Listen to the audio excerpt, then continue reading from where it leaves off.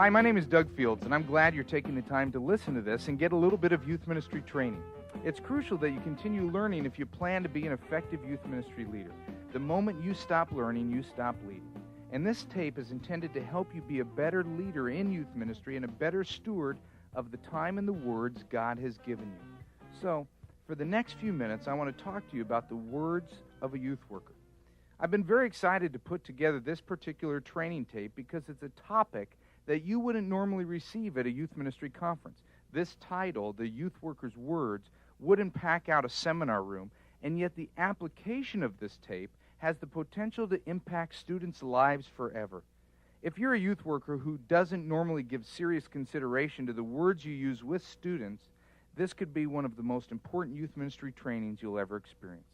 I really believe you and I hold within our very choice of words the tools to make young lives count. Several years ago, I went through a painful experience with a student that made me place a higher value on my word choice, and it caused me to be much more intentional about what I say. Let me tell you what happened. It was a Friday night outreach program that we called Overtime. It was a big event after the county's football games, and the preparation of this night consumed my thoughts, my extra hours, and all my energy. The night of the event was successful by attendance standards, but it was a total disaster for at least one girl whose name was Tricia. You see, during the night's evangelistic message, Tricia shouted out a comment that brought attention to herself, and it startled me. And in my awkward state of not knowing how to respond, I reached into my sarcastic suitcase and made some comments that put her in her place. I can't really remember the exact words I used, but I definitely made fun of her. I don't know, it was something about her outfit looked like my wallpaper. I'm not sure. All I remember is that it brought a lot of laughs from me and devastated Tricia.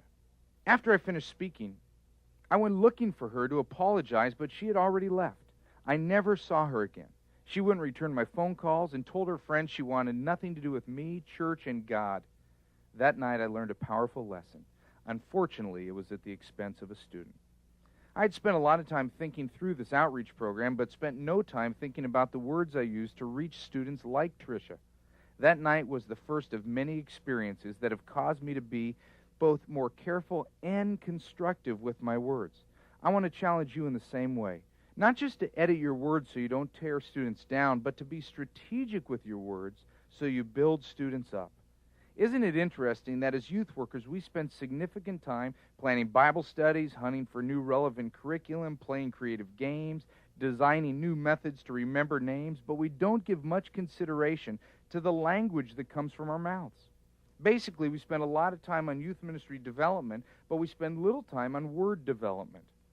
Before we talk about specific types of words that build students up, I want to take a minute to remind you of two powerful truths that all youth workers should keep in mind. The first truth is, words are powerful. Words have the ability to hurt and to heal. Good words have the power to do something great in one's life, and negative words have the power to damage a life. Have you ever considered the stupidity of the phrase, sticks and stones will break my bones, but names will never hurt me? Whoever coined it is either a liar or an idiot. I mean, words do hurt me. As a matter of fact, I'd much rather be hit with a stick because that bruise is going to go away. Hurtful words will stick with me forever because words are powerful. And the second overarching truth we must face is that words are a reflection of our heart's condition. When a person is hurt, it's easier for him or her to hurt others. The reality is, hurt people hurt people. Painful words reveal people in pain. This is no new revelation.